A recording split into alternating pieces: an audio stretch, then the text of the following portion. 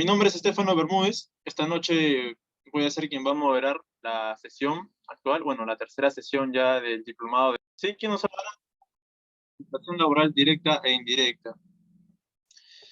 Bueno, el doctor César es abogado y magíster en Derecho del Trabajo y la Seguridad Social por la Pontificia Universidad Católica del Perú. Miembro de la Sociedad Peruana de Derecho del Trabajo y de la Seguridad Social, socio principal del estudio Muñiz, Olaya, Meléndez, Castro, Ono y Herrera Abogados. Docente en la Maestría de Derecho del Trabajo de la Universidad San Martín de Porres. También docente en pregrado y posgrado de la Universidad ESAN. Bueno, damos el pase, damos la palabra, cedemos la palabra al doctor César. Muchas gracias, Estefano. Muchas gracias por la invitación. Un saludo a todas las personas que nos acompañan en esta noche. Como bien lo señalabas, en esta sesión vamos a conversar sobre la contratación laboral directa e indirecta de trabajadores. Léase contratación indeterminada, plazo fijo, intermediación y tercerización. La sesión va de 7:30 a 9. Quienes deseen hacer sus preguntas pueden hacerlas, por favor, utilizando el chat. Así que yo lo que haré después es leer las preguntas del chat y las iré contestando uno a uno. Prefiero, por un tema de orden, avanzar con la exposición y luego ya, luego hacia el final probablemente ya conteste las preguntas para no ir cortando la dinámica de la clase. Muy bien. Dicho esto, voy a comenzar. Voy a poner ahí mi diapositiva. Vamos a comenzar nuestra clase. Bueno, a ver. El primer ítem o el primer tema que vamos a tratar es el de la contratación de trabajadores, ¿no? Qué duda cabe, y ustedes lo conocen muy bien, que nuestro país tiene una regulación muy particular sobre contratación laboral porque todavía mantiene no solamente la contratación indeterminada como regla, por lo menos regla legal, sino un catálogo de contratos a plazo fijo o de contratos temporales, muchos de los cuales estructuralmente, desde un punto de vista estructural, no están diseñados para labores temporales. Pero el legislador, de alguna manera, lo ha decidido así. Eso lo vamos a ver ahora cuando vayamos dándole un repaso a cada uno de los contratos a plazo fijo que está contenido en la regulación. Para hablar de la contratación laboral, primero debemos recordar que a diferencia de la Constitución de 1979, que recogía de manera expresa el derecho a la estabilidad laboral, que como ustedes saben supone una estabilidad de entrada, según la doctrina, ¿no?, que es la preferencia por la contratación indeterminada, y una estabilidad de salida, que es el derecho a no ser despedido sin justa causa, la contratación actual solamente recoge la estabilidad de salida y de manera relativa, toda vez que contiene una remisión expresa al legislador para que éste defina el adecuado nivel de protección contra el despido arbitrario. Al haberse eliminado la referencia a la estabilidad laboral, vemos pues que ya la preferencia por la contratación indeterminada que se recogía a nivel constitucional ya no existe. Sí la tenemos en la ley, en el artículo 4 de la Ley de Productividad y Competitividad Laboral, que establece pues que si en una prestación personal de servicios remunerada y subordinada, o sea, si es que se presentan esos tres elementos, se va a presumir que la relación laboral es de carácter indeterminado, salvo prueba en contrario. Eso significa que nuestra regulación permite que se pruebe en contrario.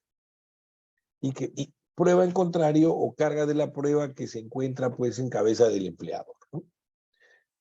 ¿Cómo romperá esa presunción? Pues justamente a través del empleo de los contratos a plazo fijo o sujetos a modalidad.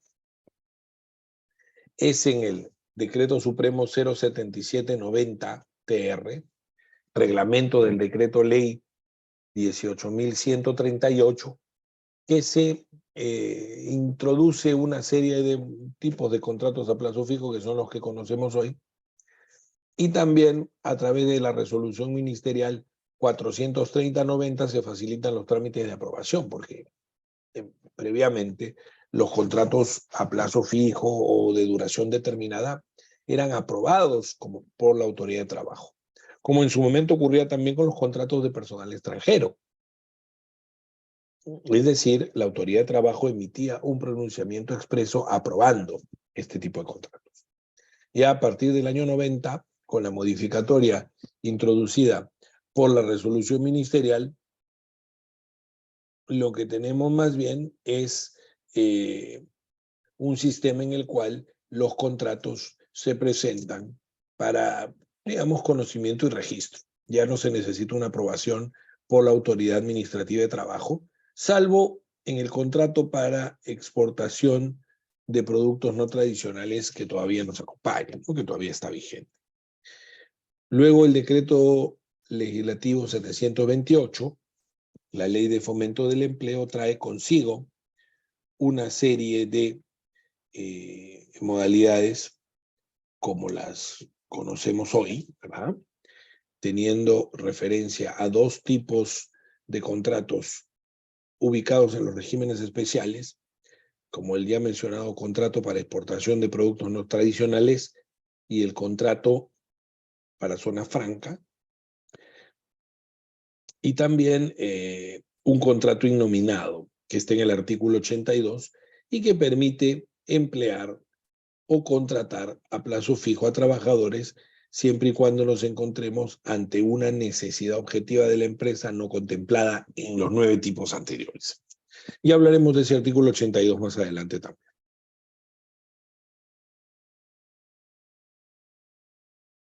Los contratos sujetos a modalidad o contratos a plazo fijo son los siguientes. Por un lado, tenemos un grupo de denominados contratos temporales, donde tenemos el contrato por inicio o incremento de actividad, el contrato por necesidades de mercado y el contrato por reconversión empresarial. Luego tenemos los contratos accidentales, el contrato de suplencia, el contrato de emergencia y el contrato ocasional. Luego los contratos de obra o servicio, donde tenemos el contrato para obra determinada o servicio específico, el contrato intermitente y el contrato de temporada. Esos son los 9 tipos regulados en la Ley de Productividad y Competitividad Laboral. Esta tabla resume nuestra regulación en materia de contratos a plazo fijo, digamos, en el régimen general. ¿Ya? No estoy hablando de contratos para regímenes especiales. Y resume también las reglas de oro, que yo le llamo así, que deben presentarse para que la contratación a plazo fijo pues sea una contratación válida desde el punto de vista legal y que no tenga o no genere ningún tipo de contingencia de riesgo laboral a la organización. Primero, el contrato tiene que celebrarse por escrito. Eso es algo fundamental. Segundo, tiene que existir una causa objetiva que sustente esa contratación. Y la causa objetiva no solamente tiene que existir, sino que también debe recogerse en el texto del contrato. En tercer lugar, hay que respetarse el plazo máximo de duración. Y el plazo máximo de duración ya pues dependerá del tipo de contrato que se utilice. Miren ustedes, hay contratos de 3 años, de 5, de 2, de 6 meses y otros que carecen de plazo máximo. Y más bien el plazo máximo es lo que resulte necesario, dice la norma. Ojo con esto porque hay jurisprudencia que equivocadamente considera que el plazo máximo para este tipo de contratos en general es de 5 años. Y en realidad eso no es así. Habrá que determinar qué dice la norma respecto a cada uno de los contratos para con ello ya poder determinar o verificar cuál es el plazo máximo aplicable. Por ejemplo, un contrato ocasional es de 6 meses al año. Un contrato por reconversión empresarial se puede emplear hasta 2 años. Necesidades del mercado hasta 5. Inicio e incremento de actividad hasta 3. Y los demás, lo que se requiera. Entonces, es bien importante el plazo máximo del contrato cuando haya plazo máximo. Entonces, forma escrita, causa objetiva, plazo máximo. Con eso ya estamos en el mundo de la legalidad, en lo que a contratos a plazo fijo se refiere. Les he traído este criterio normativo que todavía rige del año 2020 de la SUNAFIL, porque en algún momento se especuló y se sostuvo que ya no se podían utilizar contratos a plazo fijo durante el estado de emergencia o durante la emergencia sanitaria. Y lo que dijo la SUNAFIL es que eso era mentira, ¿no? Que sí se podían, especialmente las modalidades de inicio o incremento de actividad, necesidades del mercado, emergencia, obra o servicio.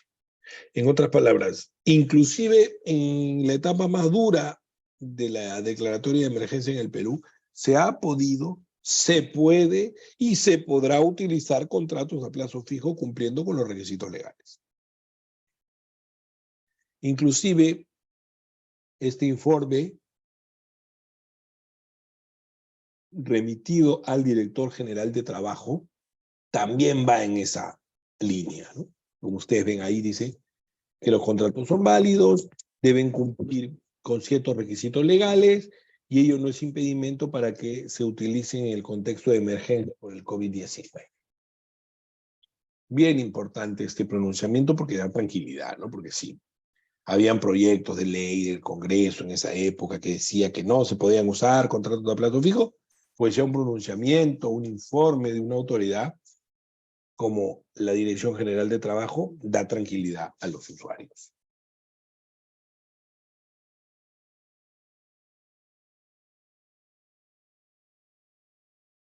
Veamos ahora los contratos. El primer contrato ubicado así en la legislación es el contrato por inicio o incremento de nueva actividad. Este tipo de contrato, dice la norma, se emplea ante una nueva actividad productiva, el aumento de nuevos establecimientos o mercados, el aumento de nuevas actividades, el incremento de actividades ya existentes en la empresa, siendo su duración máxima de 3 años. Es decir, es un paraguas de 3 años que tiene el empleador, siempre y cuando, pues, por ejemplo, se alegó un aumento de actividades, este aumento se mantenga, ¿no? Porque si más bien las actividades caen y este trabajador no debería laborar para la empresa. Ojo. No es menos cierto que reviste cierta complejidad determinar, digamos, o proyectar 3 años cuando se trata de un incremento de actividades. Y con esto no digo que el contrato sea por 3 años, sino que es una proyección para determinar si se va a poder sacarle el jugo al contrato, ¿no? Es decir, que si se va a poder contratar al trabajador hasta el año 3. Y claro, para esto tiene que haber pues realmente un incremento de actividades. Eso es bien importante, queridos amigos. Pero en este caso lo interesante es que el fundamento, digamos, de este contrato no se halla en el tipo de labores a cubrir, sino en la duración de la actividad empresarial.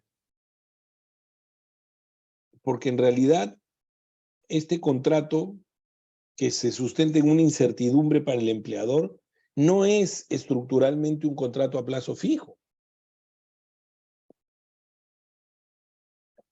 Porque no está pensado en cubrir una actividad temporal, sino cubre una actividad permanente. una actividad ordinaria de la empresa.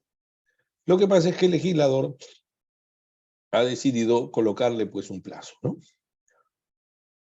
Por eso es que quienes critican el contrato dicen que lo que se está haciendo en el fondo es transferirle el riesgo. ¿Se acuerdan? La ajenidad en los riesgos se cae aquí o no se respeta o no se tiene presente porque lo que se hace es transferir el riesgo de la actividad empresarial al trabajador a través de este contrato.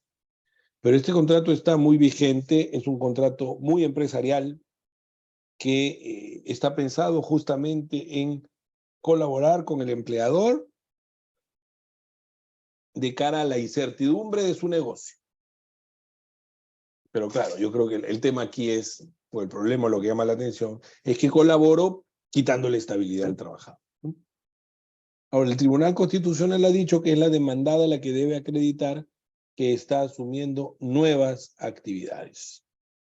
Eso es bien importante, tiene que existir esa acreditación del aumento de las actividades, del incremento de las ya existentes, nuevos negocios, etc. Y eso también tiene que sustentarse en la causa objetiva, por supuesto. Miren esta cláusula, es de la empresa Médica Móvil. Esto es público porque es una resolución del Tribunal Constitucional. La causa objetiva dice que el empleador está desarrollando nuevos proyectos y promociones comerciales, lo cual ha supuesto un aumento de las actividades. ¿Ok? O sea, esa es la causa objetiva, ¿no? Y por eso es que se contrata al trabajador por incremento de actividades. Entonces, como ustedes podrán advertir, queridos amigos, esto es una causa objetiva genérica. Y así lo dice el Tribunal Constitucional, ¿no? Dice que la causa objetiva es genérica, con lo cual no hay claridad y precisión, y por ende la consecuencia es que el contrato sea entendido como uno de duración indeterminada. De ahí la importancia, no solo que la causa objetiva exista, se presente, ¿no? Sino también el hecho de entender en qué consiste y saber plasmarla en el contrato. Y claro, si se plasma la causa objetiva en el contrato, por ejemplo, la empresa está abriendo una nueva línea de negocio de venta de chatarra, ¿ya? Y después dice el contrato, ¿no? Y por esas razones requiere contratar a un contador. ¿Dónde está la relación entre el aumento de la venta de chatarra y la necesidad de contratar a un contador? Probablemente exista esa necesidad, pero ahí lo que falta es el nexo causal, el efecto que produce esa causa objetiva en el empleador. Eso es bien importante considerarlo en el contrato a plazo fijo.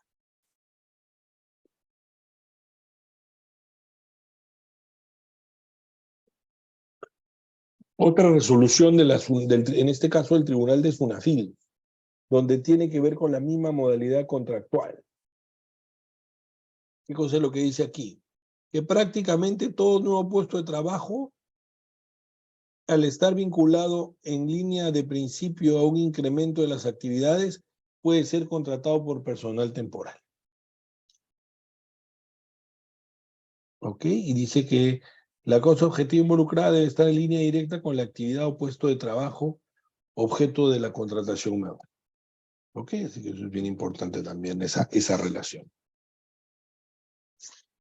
El siguiente contrato es el contrato por necesidades del mercado. Ese es uno de los contratos favoritos. ¿Y por qué es un contrato de los favoritos? Porque te permite extenderlo hasta por 5 años. Es un montón de tiempo para un contrato. ¿Qué es lo que ocurre acá? ¿En qué se sustenta la contratación? En un aumento de la demanda de los productos de la empresa en el mercado. Pero es un aumento, a diferencia de la modalidad anterior, en este caso hablamos de aumentos imprevisibles, irresistibles, originados por caso fortuito o por fuerza mayor. Y que hacen necesario, que duda cabe, contar con ese trabajador. Entonces, en razón a estos incrementos, se contrata a este personal temporal, ojo, hasta por 5 años, ¿no? Eso es algo que se critica también.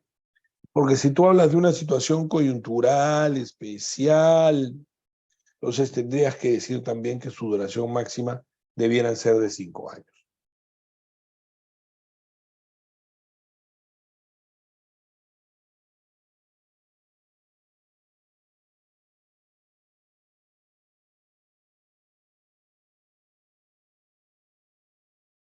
Reconversión empresarial.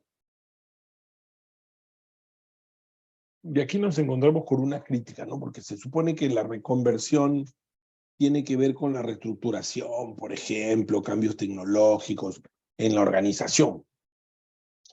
Entonces, claro, acreditar todo eso va, digamos, es carga de la prueba del empleador, ¿no?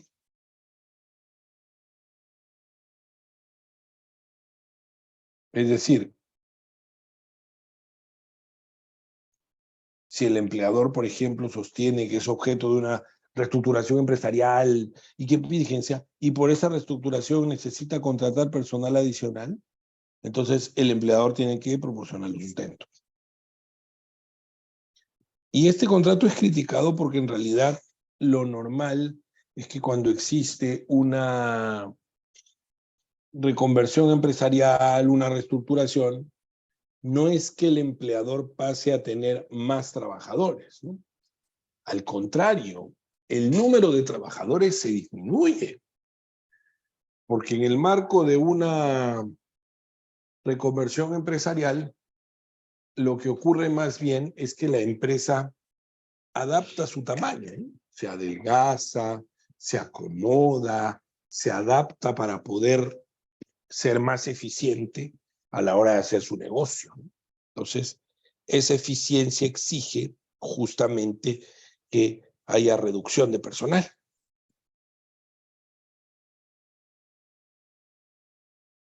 Esa contradicción, queridos amigos, ha llevado a que, por ejemplo, en el proyecto de Código de Trabajo, se deje de lado este contrato por reconversión empresarial. Pero es un proyecto, ¿no? La legislación actual lo mantiene y fija un plazo máximo de 2 años para incorporar al trabajador bajo esta modalidad. El contrato ocasional es un contrato medianamente utilizado.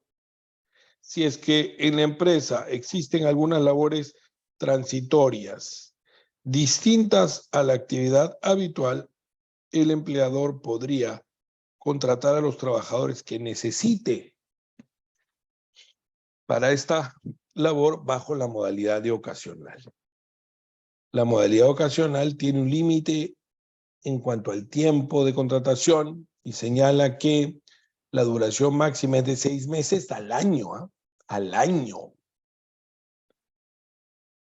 Y bueno, opera ante labores cuya eventualidad es por la falta de correspondencia con la organización productiva, dice, ¿no?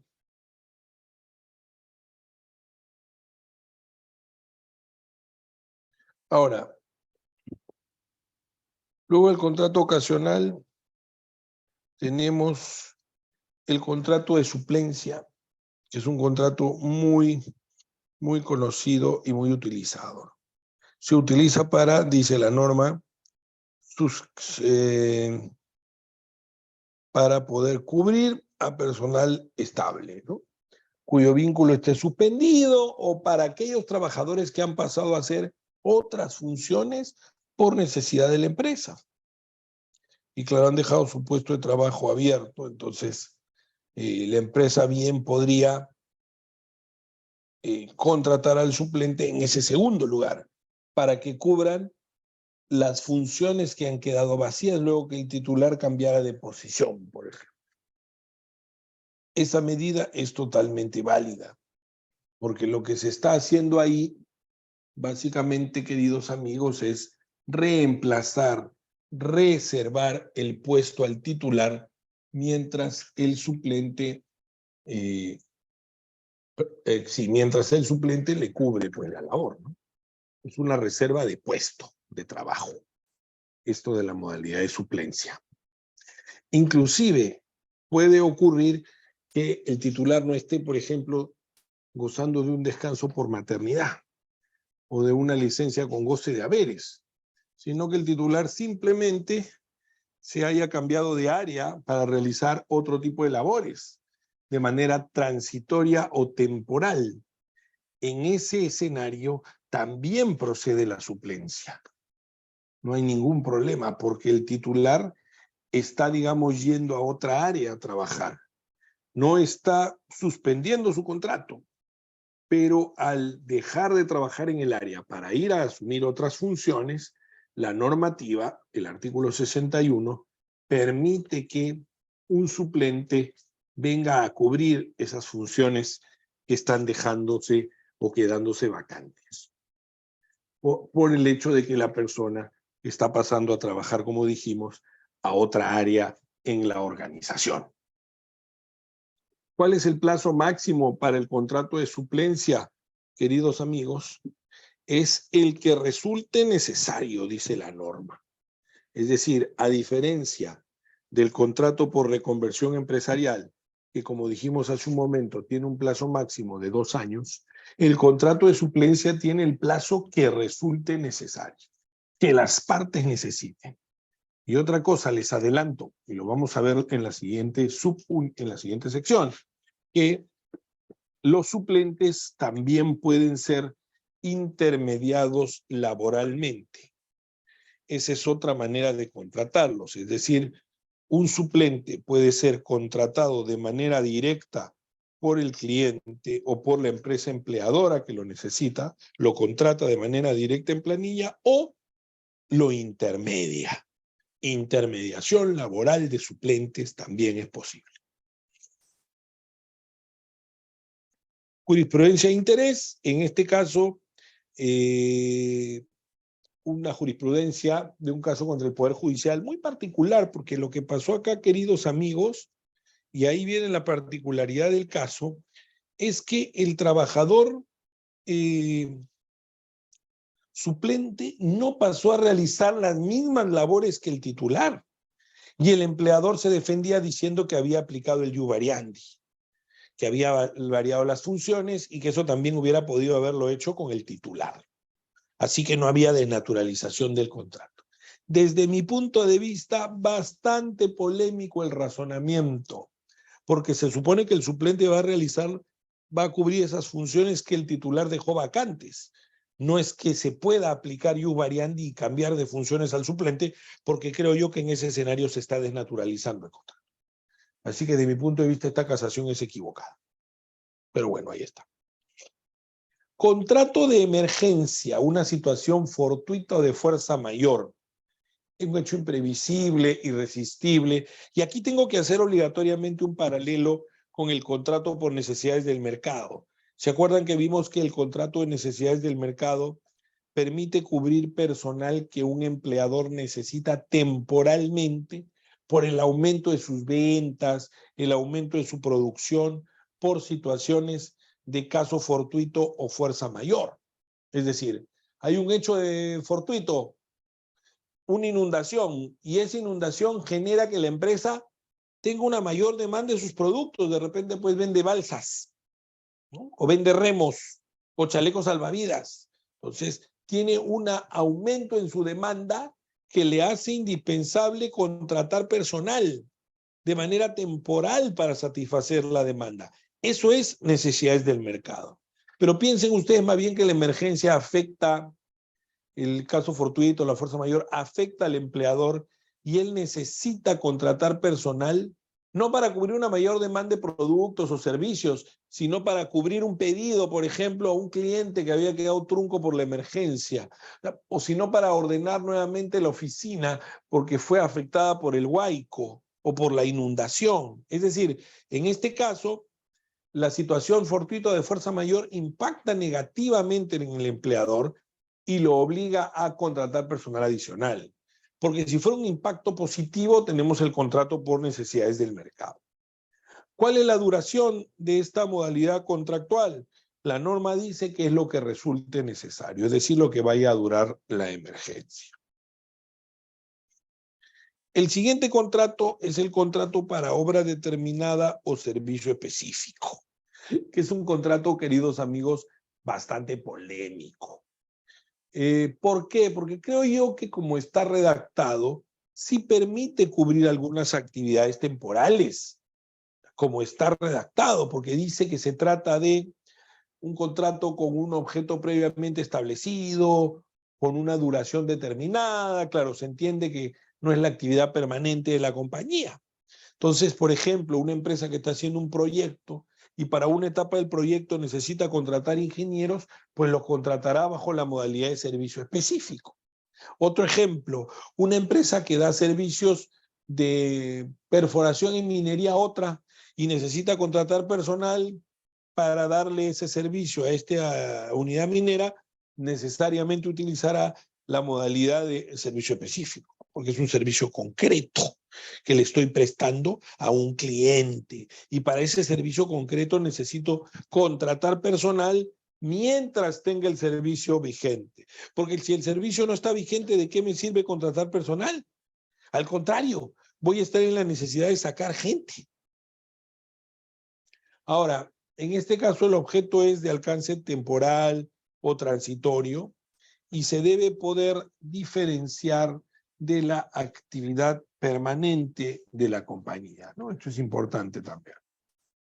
¿Cuál es el plazo máximo que se puede emplear este contrato? Pues la normativa señala que es lo que resulte necesario. Es decir, puede ser 1 año, puede ser 3 años, puede ser 5 años, hasta más de 5. Yo cuando estamos ya en el terreno de más de 5, yo siempre digo hay que tener cuidado porque ya empiezan a ser mal vistos los contratos. Se piensa que hay encubrimiento, que hay una desnaturalización de contratos, cuando en realidad no es así. Pero bueno, hay que usarlo siempre con pulcritud, ¿no? Ahora, ¿cuál es el plazo máximo? Han habido muchas sentencias de la Corte Suprema. Sin embargo, la norma es una sola y dice que el plazo máximo es el que resulte necesario.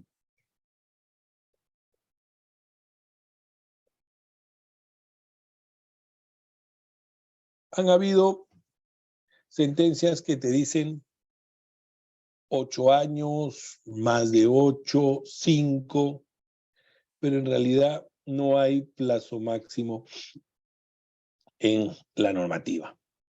En el artículo 63 de la Ley de Productividad y Competitividad Laboral. Así que más que no existir, digamos, un plazo, yo creo que aquí lo importante cuando se utiliza este tipo de contratos es que realmente exista una causa objetiva. ¿Ok? Eso es bien importante. Que exista una causa objetiva que justifique la contratación, que se pueda, digamos, sustentar. Eso es fundamental desde mi punto de vista. Ahora, alguna jurisprudencia de interés, esta casación 16005-2015, donde la Corte Suprema, bueno, hablando del contrato de suplencia, dice que tiene como causa objetiva que el trabajador supla al estable, o aquí que la validez del contrato de servicio específico, para que sea válido, tiene que cumplir con ciertos requisitos formales, como constar por escrito, consignar la causa objetiva, entre otros, ¿no? De lo contrario, se desnaturaliza el contrato, lo que hemos dicho. Después aquí hay otra jurisprudencia más reciente sobre reposición, que nuevamente insiste en la importancia de consignar la causa objetiva que sustenta la contratación a plazo fijo. Ahora, un tema interesante a comentar también es cuán válido es utilizar este contrato en un escenario de intermediación laboral o de tercerización, que es lo que vamos a ver seguidamente, ¿no? Porque las empresas de intermediación laboral suelen contratar a sus trabajadores bajo esta modalidad de obra determinada o servicio específico. No vemos contratos indeterminados, porque no deberíamos verlos, queridos amigos, ya que estos trabajadores son contratados para un proyecto, una actividad determinada, y cuando el proyecto termina, pues los trabajadores son cesados. Así es como funciona la mecánica de este tipo de contratos a plazo fijo. Por eso es que creo yo que jurisprudencia donde diga de que el plazo máximo es de 5 años o no debería ser un contrato temporal, me parece que son jurisprudencias equivocadas. El tribunal de Sunafil también tiene un desarrollo, también ha abordado la contratación a plazo fijo, ¿no? Como en esta sentencia, o esta, perdón, resolución que está al frente, y tiene algunas consideraciones. Por ejemplo, aquí dice que, nuevamente, sobre el artículo 63, tiene que consignarse específicamente las causas objetivas de su contratación, ¿no? Entonces, eso es bien importante. Ahora más adelante dice que sus actividades han coincidido con la labor principal de la empresa y que por ende se habrían desnaturalizado. Entonces, hay que tener mucho cuidado también a la hora de usar este tipo de contrato. El siguiente contrato de este grupo es el contrato intermitente.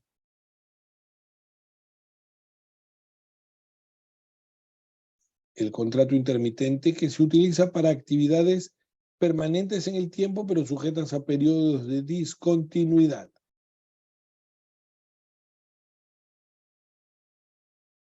¿De qué estamos hablando? Por ejemplo, del sector agroexportador, del sector agrario propiamente, de algunas plantas industriales, del sector pesquero,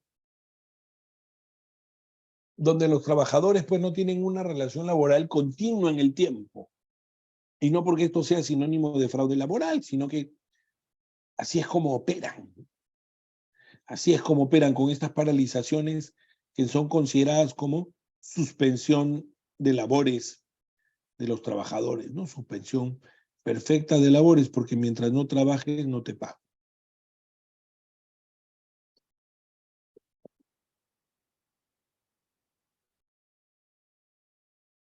Los intermitentes tienen un derecho especial de recontratación. Hay que llamarlos 5 días antes del inicio o reinicio de la actividad empresarial. Y la normativa se ha demorado en repetir nuevamente lo que ya dijo respecto a los demás contratos a plazo fijo, señalando que debe consignarse con la mayor precisión las circunstancias o condiciones que deben observarse para que se reanude en cada oportunidad la labor intermitente del contrato. ¿Ok? Luego, un segundo párrafo bien importante, que el tiempo de servicio y los derechos sociales se determinan en función al tiempo efectivamente trabajado. Algunas empresas tienen un sistema de control mediante el envío de alertas, de papeletas, de boletas, para que el trabajador vaya llevando su contabilidad de cuántos días de vacaciones está tomando y a qué periodos corresponde.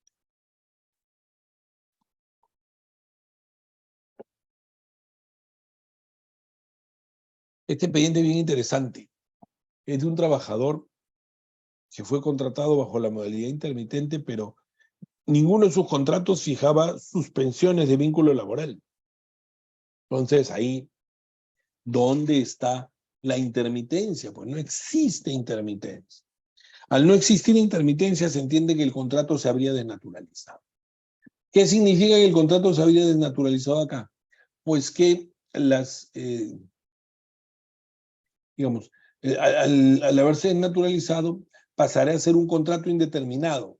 Estable va a ser, pero también sujeto a suspensiones, porque en realidad este contrato intermitente, lo dicen los autores, no lo digo yo, no debería ser considerado como un contrato a plazo fijo,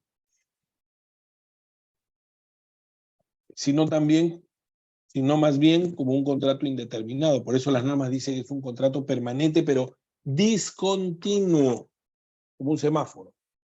Rojo paras, verde pescas.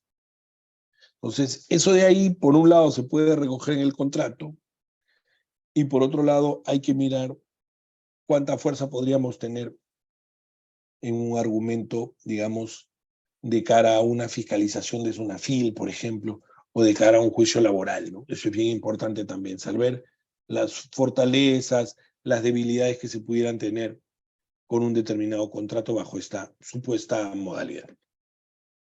El contrato de temporada. Hace muchos años había negocios que solo abrían en el verano, heladerías que solo abrían en el verano y el resto del año estaban tranquilas. Para eso es el contrato de temporada, por ejemplo. Para necesidades propias de la empresa que se repitan en determinadas épocas del año y que estén sujetas a repetirse. Otro ejemplo también son los incrementos periódicos del nivel de producción de la empresa. Entonces, eso también se puede demostrar, ¿no? Con un aumento sustancial de la demanda de la empresa. Ahora, en los contratos debe constar por escrito la duración de la temporada, la naturaleza de la actividad de la empresa, la naturaleza de las labores del trabajador, ¿no? Y ahí vienen los derechos. Si lo contrato 2 temporadas seguidos, derecho a la recontratación. Si lo contrato 3 temporadas alternas, luego hay un derecho a la recontratación. Eso es bien interesante porque hay, digamos que el trabajador pues tiene también este derecho, ¿no? Si es que ya estuvo un tiempo prolongado, 2 o 3 temporadas, quiere decir que ya lo conocen y que confían en su trabajo. Bien, el siguiente contrato es recontra polémico, queridos amigos, súper polémico.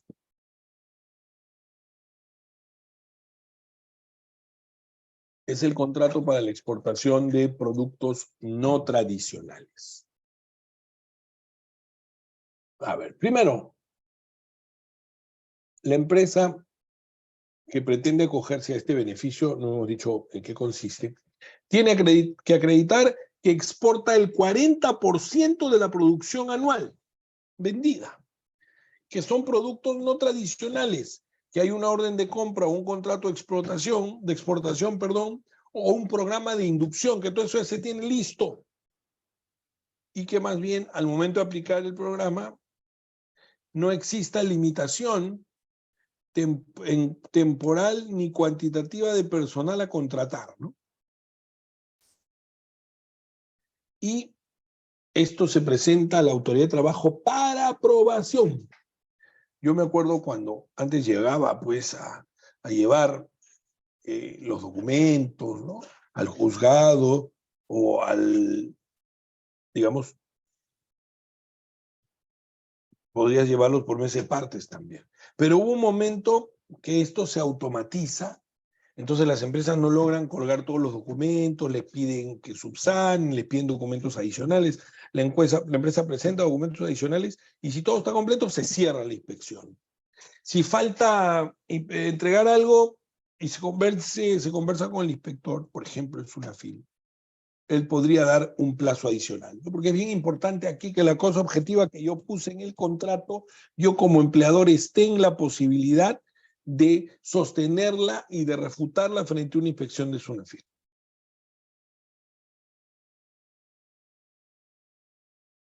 Artículo 82. Este articulito contempla cualquier otra clase. Perdón, creo que dejé de compartir. Aquí está. Cualquier otra clase de servicio sujeto a modalidad no contemplado específicamente en este título podrá contratarse siempre que su objeto sea temporal y por una duración adecuada. Es decir, digamos, tenemos en la empresa una necesidad temporal, pero no puede ser contratada con ninguna de las otras modalidades porque no encaja. ¿Puedo recurrir al cajón del sastre? Sí, siempre y cuando demuestre pues, que es una necesidad temporal y que la manera que vamos a atender esta necesidad también es temporal.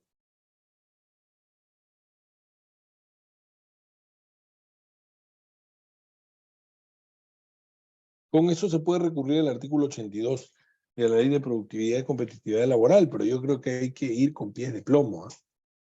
Hay que ir a lo seguro porque puede ser que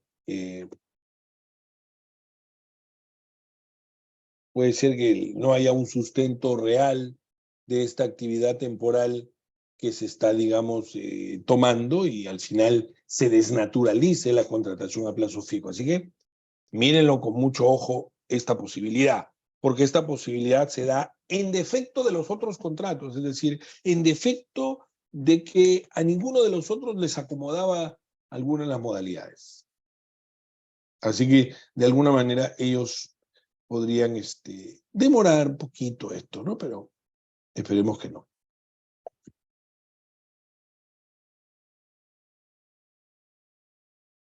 ¿Cuáles son los límites a esta contratación? Porque no es una contratación libre.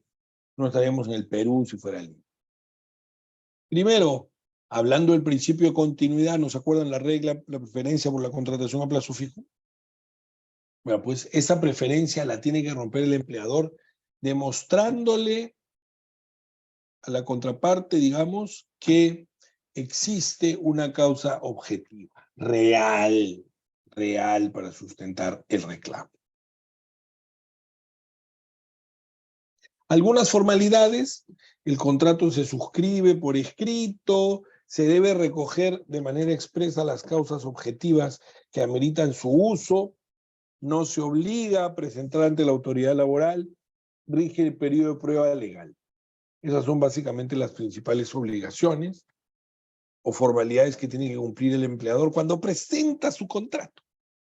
Porque eso es una pregunta bien, digamos, particular, ¿no? Si es que presentado el contrato, van a exigirle que prenda la cámara, que prenda a alguien para que sople el examen, no lo sé. O mejor es no exigir nada. Entonces, yo creo que eso es algo muy importante, ¿no? Bueno, volviendo un poquito a esto, entonces, por escrito debe estar las causas objetivas recogidas, no es obligatoria su presentación, y aquí estamos hablando, no se olviden, de los contratos sujetos a modalidad del régimen común, porque en el caso del contrato sujeto a modalidad, pero bajo el régimen de exportación de productos no tradicionales, ahí sí es obligatorio, recontra obligatorio que se presente el contrato, porque no se olviden que se aprueba. Rige el periodo de prueba legal. Claro, por supuesto, hay un periodo de prueba que se aplica con prescindencia de que el trabajador fuera pues indeterminado o hubiese sido contratado a plazo fijo, ¿no? Así que ese periodo de prueba se va a aplicar. ¿Cuándo el contrato a plazo fijo se desnaturaliza? ¿Qué significa que el contrato se desnaturalice? Porque el contrato pierde su esencia. En este caso ocurre una conversión parcial y pasa a ser considerado como indeterminado. Ejemplos: el trabajador estuvo laborando después de la fecha, digamos, como dice ahí, de vencimiento del contrato o después de las prórrogas, y todas exceden el límite máximo legal. Entonces, en ese caso, eso es un supuesto de desnaturalización del contrato y es una práctica que debe corregirse en el corto plazo, ¿no? O este caso aquí emitido por alguna sala laboral que dice que el contrato a modalidad se habría desnaturalizado al haber continuado la prestación de servicios más allá del término legalmente previsto. Es decir, el trabajador da servicio más allá. Eso no es una causal de desnaturalización.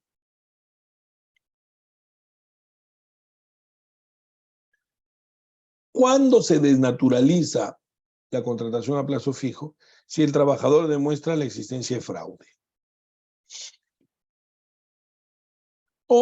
Esta sale de la Corte Suprema en el año 97, señaló que si a un trabajador se le contrata a plazo fijo,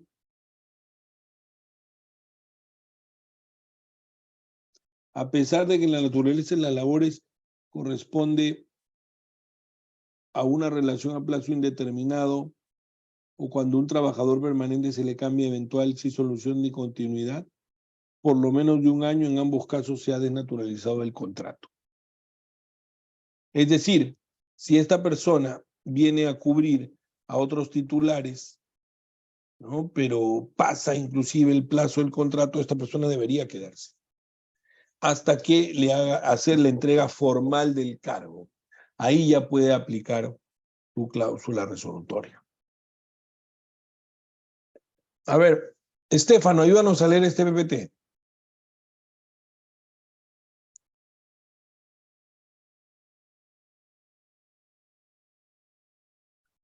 Estefano, en segunda instancia, la Sala Laboral de Trujillo, con resolución del 94, miren, recaía en el expediente tal, señaló que aquel trabajador que labora en esta forma permanente e ininterrumpida, sin mediar cuanto escrito, accediendo a estabilidad laboral, no puede variar su condición a un régimen de contratación modal, por lo que los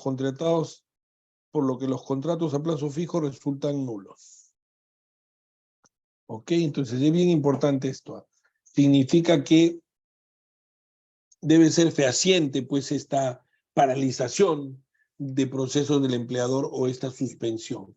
Y ahí es donde la Corte está recordando esa obligación.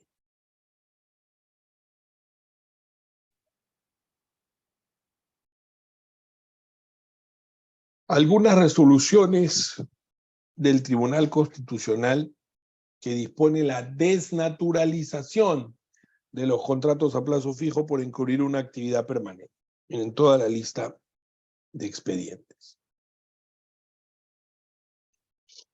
Ahora, ¿qué efectos tiene esta desnaturalización del contrato indeterminado? La indemnización por despido, la reposición, ¿verdad? Muy bien. La indemnización por despido, si fueran independidos, es 1.5 años,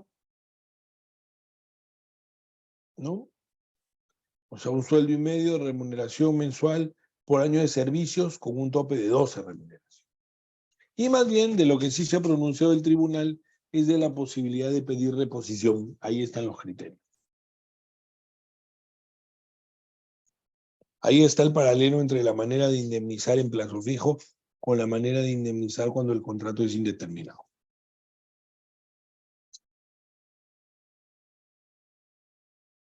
Si llega, en este caso, la desnaturalización, si llega un funcionario de la SUNAFIL y detecta la desnaturalización, claro, tendrá que ver cuántos trabajadores están involucrados.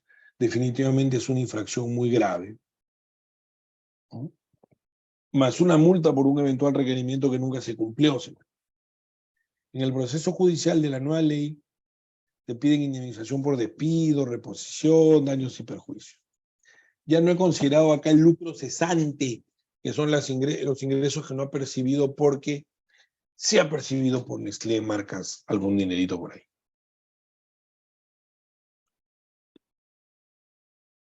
Ahora, en el siguiente capítulo hemos visto la contratación laboral directa e indirecta de trabajadores. Ahí está la base legal de la contratación indirecta.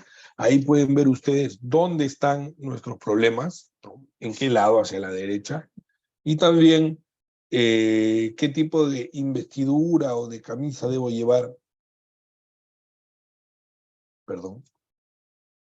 Está hablando de la intermediación. Estábamos hablando de la intermediación, discúlpenme, se me cruzó aquí un temita. Entonces decíamos que hemos hablado de la contratación indirecta, perdón, directa de trabajadores indeterminados, donde la regla general es la contratación directa en planilla indeterminada. Para eso, la normativa no tiene formalidad alguna y dice que se puede hacer hasta verbal, ¿no? Algunos saben que hay una pequeña formalidad que es dar de alta al trabajador en el registro, pero ni siquiera nos piden contrato escrito. En cambio, si nos vamos moviendo al terreno de las excepciones legales, por supuesto,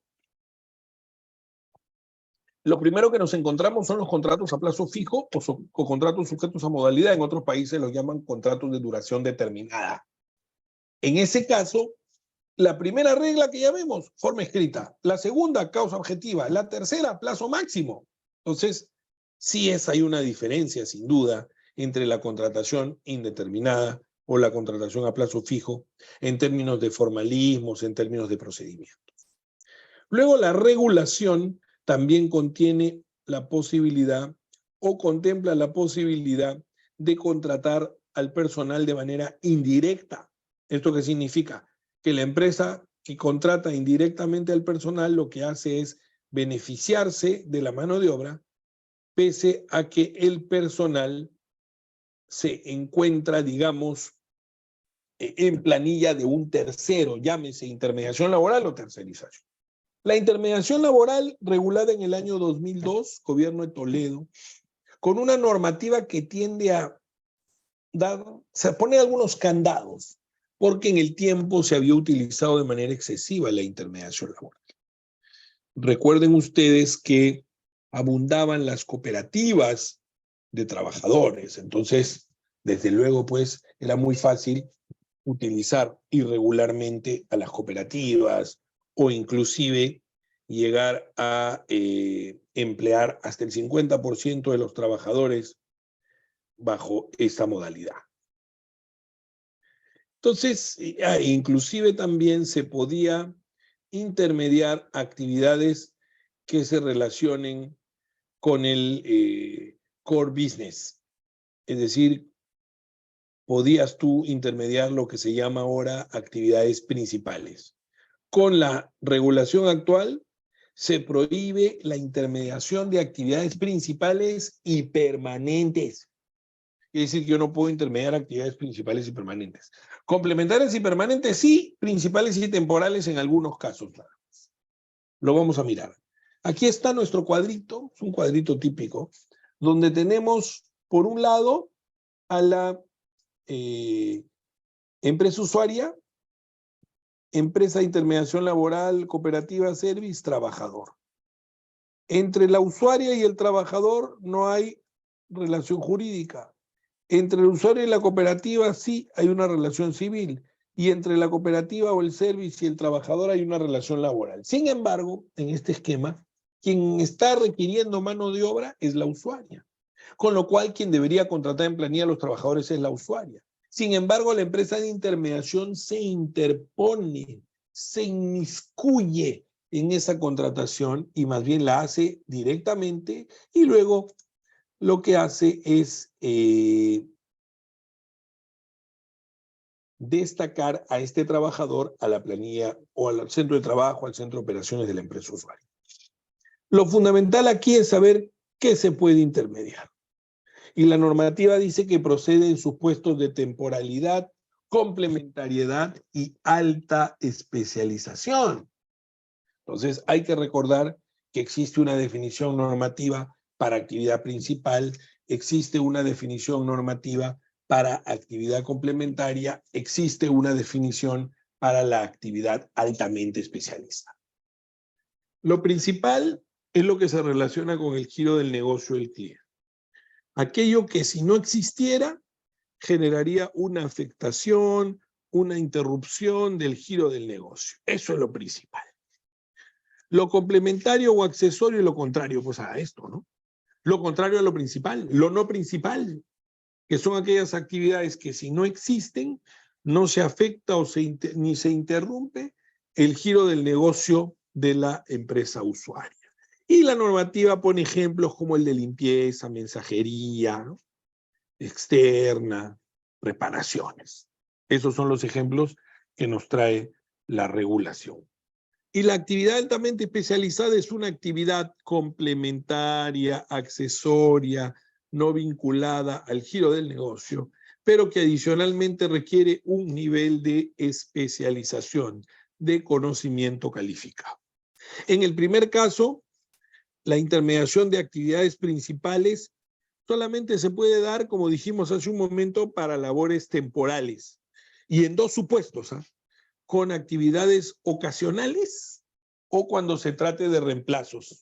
Más temprano dije, ¿no?, que se podía contratar a un suplente, ya sea de manera directa o a través de una intermediación laboral. Y lo mismo con este contrato ocasional, eventual, que se utiliza 6 meses al año. Se puede intermediar o se puede contratar de manera directa en planilla, no hay ningún problema. Lo que ocurre es que esta intermediación de actividades principales tiene como tope un 20% del total de los trabajadores de la empresa usuaria.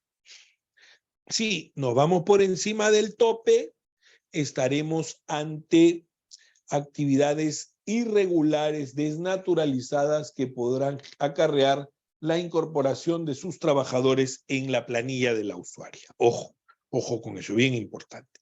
Esto que hemos dicho es la columna vertebral de la intermediación laboral, cuando procede. Sin embargo, es bueno saber que hay algunas obligaciones. Por ejemplo, la entidad que presta intermediación laboral solo se puede dedicar a la intermediación laboral y también, bueno, debe presentar sus contratos a la Autoridad de Trabajo y también debe estar inscrita en el RENEIL, en el Registro Nacional de Empresas y Entidades que realizan actividades de intermediación laboral. El RENEIL es como el certificado de nacimiento, de funcionamiento. Si mi actividad que estoy intermediando, yo quiero un lavador de ventanas, no está en el RENEIL, no me la pueden intermediar. Eso sería una intermediación prohibida. Ahí la consecuencia, aparte de la multa, es la desnaturalización, incorporación en planilla de la usuaria.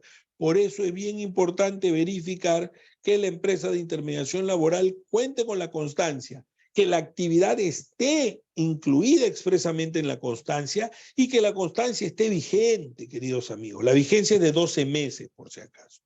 Adicionalmente, la empresa de intermediación laboral tiene que emitir una fianza que garantice los derechos laborales y de seguridad social de los trabajadores destacados. ¿Ok? Ahora, no hay una proporción cuánto es laboral, cuánto es seguridad social, pero la norma sí dice que hay dos tipos de fianza. Una fianza a favor del Ministerio de Trabajo y una fianza a favor de la empresa usuaria. La fianza a favor del Ministerio de Trabajo es una fianza muy formalista. Primero, porque tiene que ser una fianza bancaria de realización inmediata, sin beneficio de exclusión. Y el valor de esa fianza debe ser de 1 mes de remuneraciones y la parte proporcional de los beneficios laborales del personal destacado. Esta fianza puede ser a nombre del Ministerio de Trabajo, cuando es una empresa que tiene miles de contratos de intermediación, presenta la empresa de intermediación una fianza global de cada 3 meses o es una fianza individual.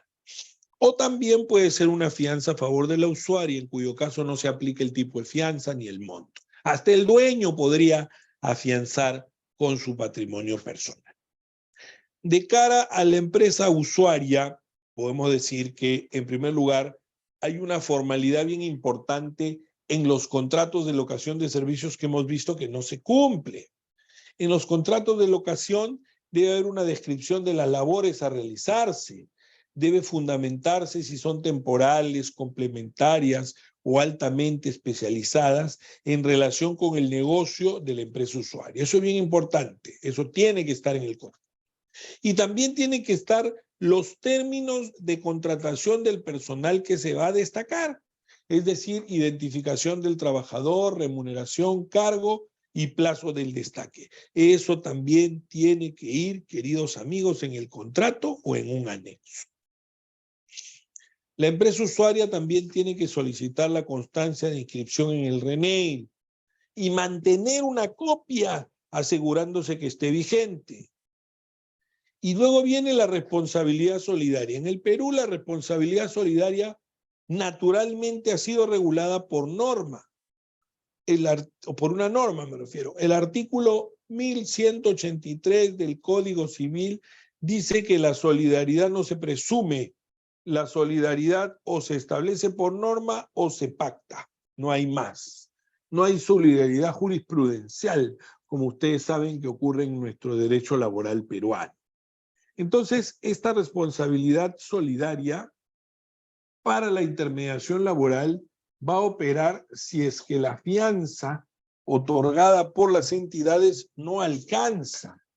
Es decir, si la fianza es insuficiente para el pago de los beneficios laborales. Ojo, dice beneficios laborales.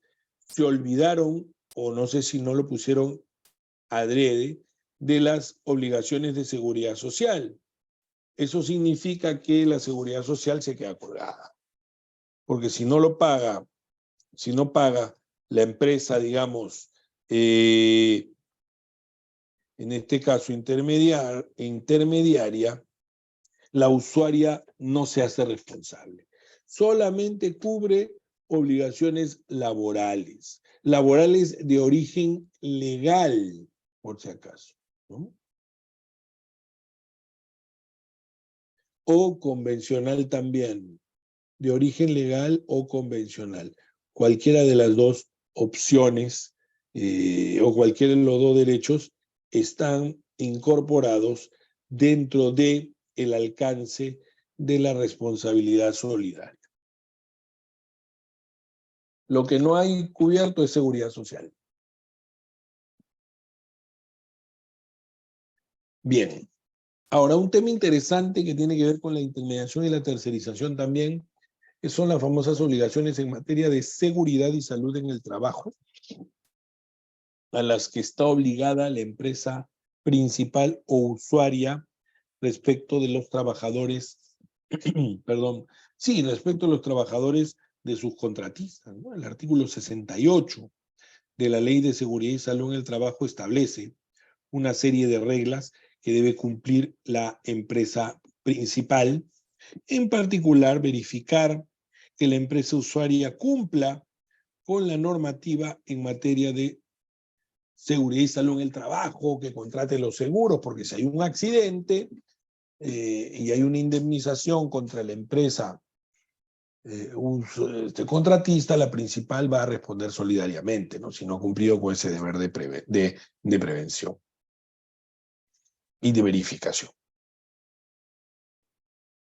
Hablemos ahora de la tercerización. ¿Cuál es la gran diferencia entre la intermediación y la tercerización? Que la intermediación es un destaque de mano de obra. Mal regulado, pero es un destaque de mano de obra.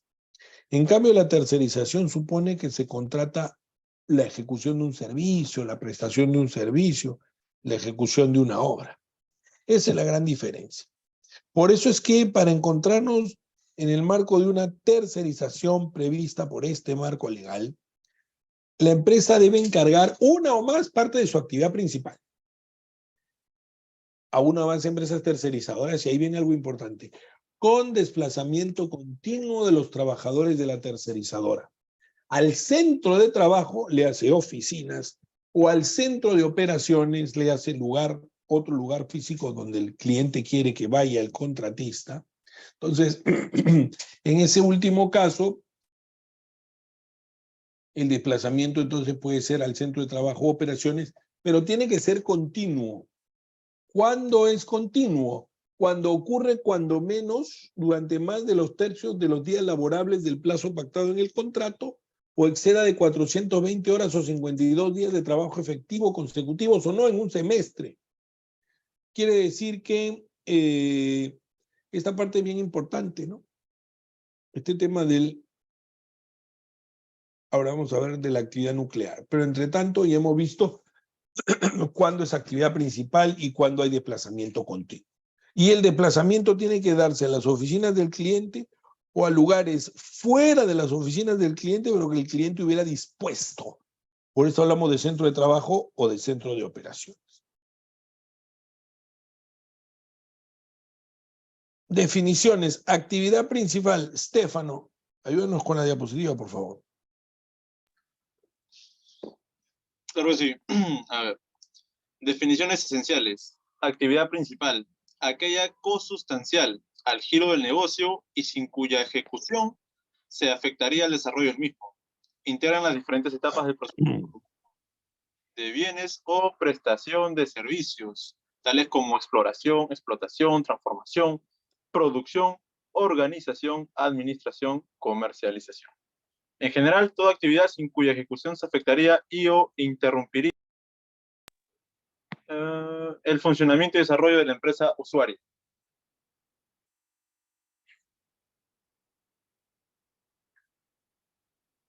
Muchas gracias, Stefano. Muchas gracias. Eso es una actividad principal que ya dijimos que de manera permanente no puede ser intermediada laboralmente. Ya hemos dicho cuándo hay el desplazamiento continuo, yo lo he leído. ¿Qué es el centro de trabajo? Las oficinas, pues, ¿no? Las instalaciones del cliente. Centro de operaciones son lugares fuera de las oficinas indicados por la empresa donde el trabajador realice sus labores bajo órdenes exclusivas de su empleador, dice la norma. Esto último habrá que ver, ¿no? El núcleo del negocio. Eso es una nueva definición que es muy subjetiva, muy genérica, pero que ha generado algunas reacciones por parte, muchas reacciones diría yo, por parte del empresariado, ¿no? A ver, núcleo del negocio, dice la norma, ¿no? Núcleo del negocio forma parte de la actividad principal, pero por sus particularidades no puede ser tercerizada, ¿no? Con desplazamiento. Polémico. Criterios para identificar el núcleo del negocio. Vea usted su objeto social, determine usted lo que identifica a la empresa frente a sus clientes, y cuál es ese elemento diferenciador de la empresa en el mercado que desarrolla sus actividades. Estos son criterios, entre otros hay, pero estos son los principales para determinar cuándo una actividad es nuclear. También si se genera un valor añadido para los clientes, o si le reporta más ingresos. Entonces, estas actividades que califiquen como nucleares no podían ser ni intermediadas ni, en este caso, tercerizadas. Sin embargo, vamos a ver que hubieron unas acciones, inclusive hasta el Indecopi, que han logrado frenar la aplicación de esta norma. Entonces, partiendo de la premisa de cuándo se aplica la normativa de tercerización, lo siguiente es verificar cuáles son los elementos esenciales, fundamentales, estructurales de la tercerización. Primero, autonomía. La tercerizadora tiene que ser autónoma de la empresa principal. La autonomía es fundamental, tiene que prestar los servicios por su cuenta y riesgo. Esto significa que si lo hace incompleto, si lo presenta tarde, se le aplicarán penalidades. Debe contar con sus propios recursos financieros, técnicos o materiales, el know-how, por ejemplo.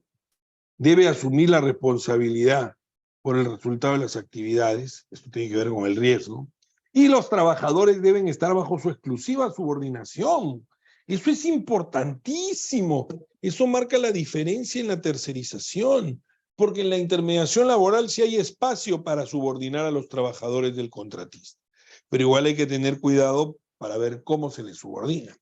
Pero en la tercerización, no. En la tercerización, quien da indicaciones, pautas, órdenes, fiscaliza o sanciona es la contratista con su personal, hacia su personal. La empresa principal no puede darle órdenes a los trabajadores. ¿Cuáles son los indicios de validez de la tercerización? Primero, la pluralidad de clientes, que duda cabe. El hecho que la contrata tenga más de un cliente, inclusive eso es bueno también. Pero no se exige si en la actividad requerida hay pocos clientes, el ámbito geográfico es pequeño, si es que hay algunos pactos, etc. Hay que revisarlo con lupa esto. Equipamiento propio es un equipamiento característico de la tercerización. Sin embargo, nada impide que le den sus equipos a, digamos, al contratista, ¿no? Oye, yo antes tomaba las tomografías a los pacientes, ahora tú te encargas de la clínica como privado, te vendo mi tomógrafo, a un sol.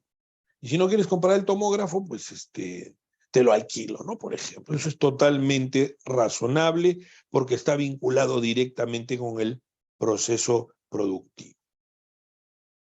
Otros indicios, el conocimiento, la separación física y funcional del personal del contratista, la existencia de una organización autónoma, certificada, donde el tercero tenga las calificaciones para encargarle esta actividad.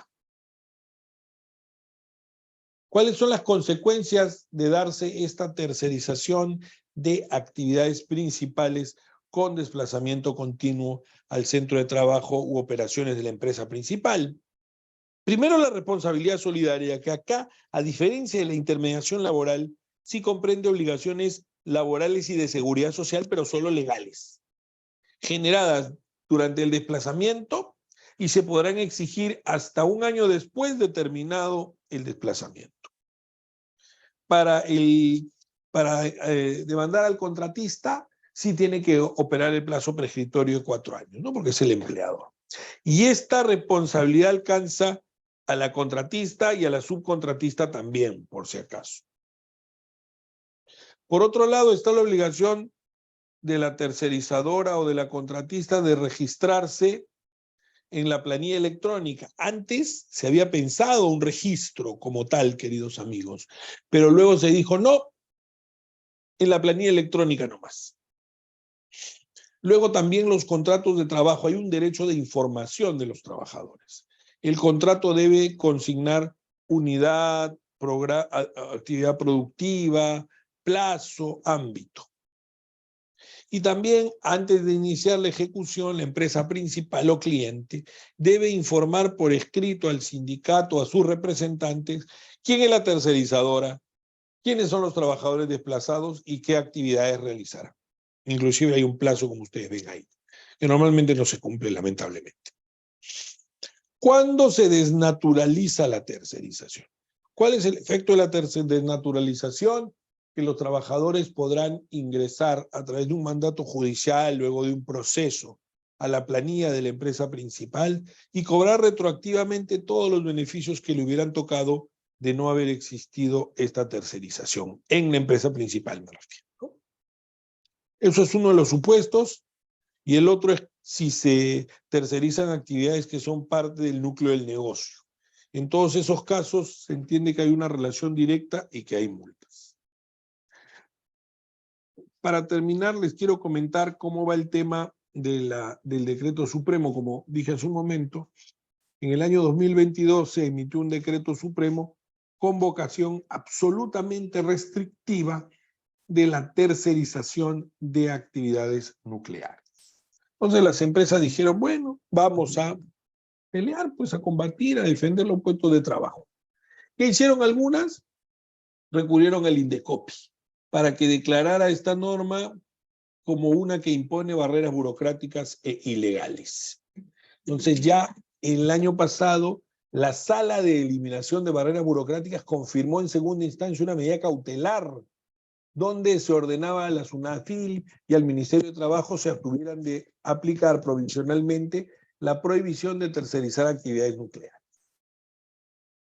Esta resolución se dispuso de oficio, porque normalmente las medidas cautelares tienen efecto entre las partes. Luego, el 24 de febrero, se ha suspendido el procedimiento. Yo creo que si hubiera tenido resultados favorables, y es que hubieran resuelto en el momento que corresponde. Se ha suspendido el procedimiento hasta que se resuelvan los procesos de acción popular interpuestos ante el Poder Judicial. Lo que pasa es que también se ha retado la norma mediante un proceso de acción popular. Una ya ha sido resuelta y está en apelación. Mientras no termine, Indecopi ha dicho que va a mantener su medida cautelar. Luego, por sentencia en primera instancia, recaería en el expediente 756-2022, que tiene varias acumulaciones. Se declaró fundada en parte la demanda. Se declaró nulo el artículo que fija los criterios para determinar cuándo estamos ante el núcleo del negocio, y se interpretó que la prohibición de tercerizar labores que formen parte del núcleo del negocio es constitucional, siempre que se entienda que esta restricción debe establecerse ante la acreditación de la utilización indiscriminada y abusiva. Es decir, se está frenando la prohibición de tercerizar actividades nucleares, lo cual es bueno, pero dice que salvo que en los hechos, en cada caso, se determine que la tercerización es fraudulenta y que va a perjudicar los derechos laborales. Entonces eso ya suena bastante gaseoso, bastante difícil de demostrar, ¿no? Ella tendría que, o sea, en este caso lo que tendría que hacerse es acreditar ese fraude para poder permitir que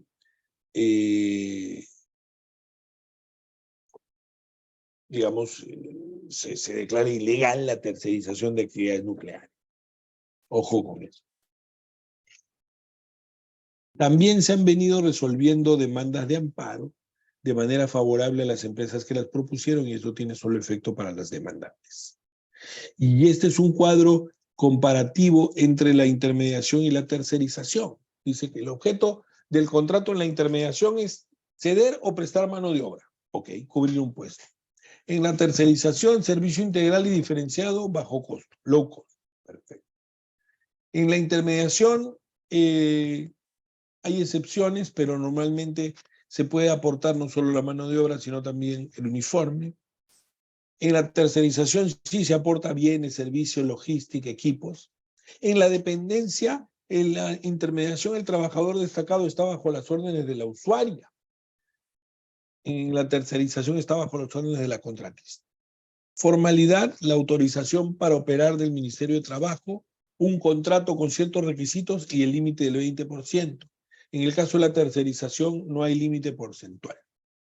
Tipo de servicio en la intermediación laboral, principales y temporales, ocasionales o suplencia, complementarios y de alta especialización. En la tercerización, cualquier tipo de servicio. Y en el caso de la solidaridad en la intermediación, todos los beneficios sociales, legales más convencionales. También hay que hacer una carta fianza por si acaso, y el plazo aquí es de 4 años. En cambio, la tercerización, sobre lo legal, no hay carta fianza y el plazo es de 1 año. Muy bien.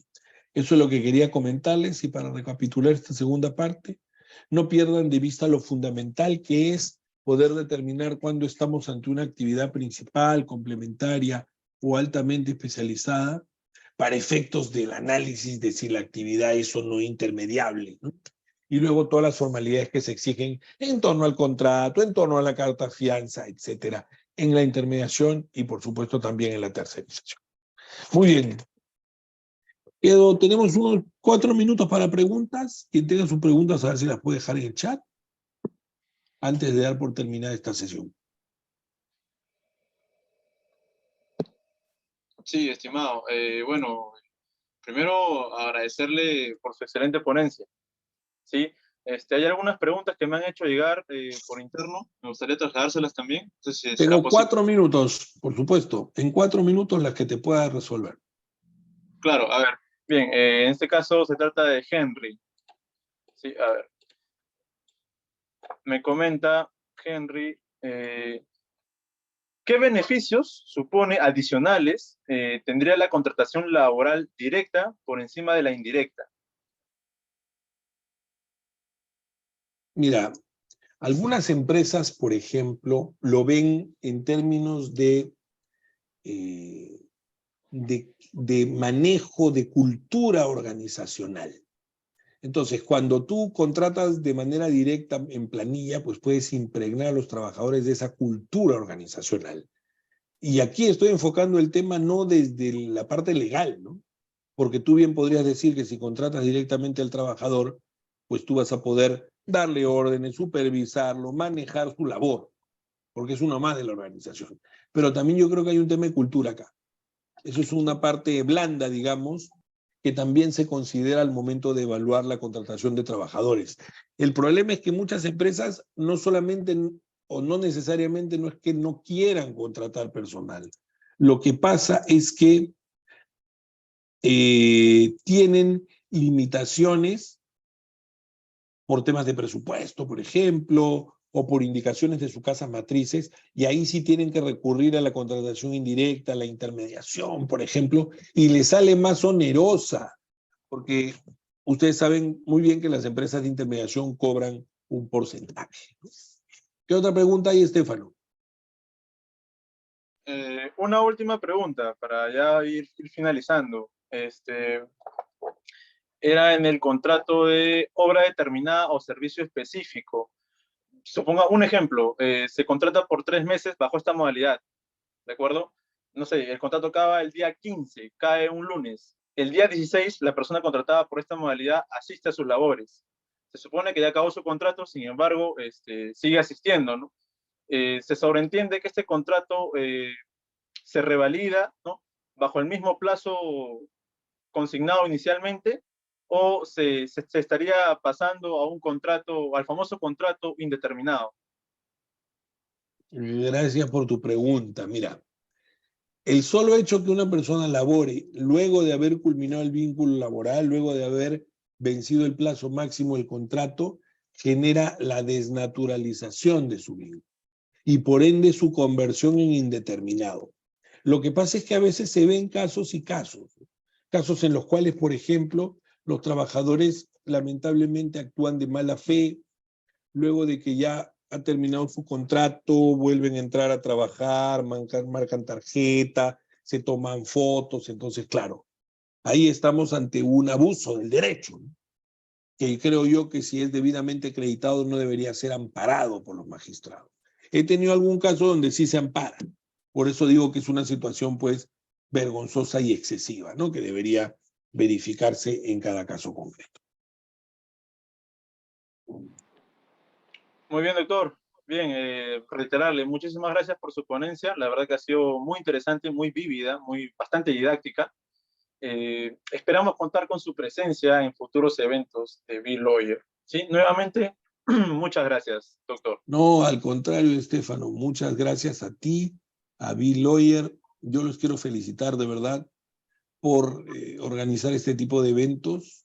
Creo que es muy importante y en general quiero felicitar a todos los que nos han acompañado, que me han aguantado. Les agradezco mucho y estoy siempre en la orden para volver a reunirnos, a vernos. Que sea hasta otra oportunidad. Muchísimas gracias. Buenas noches.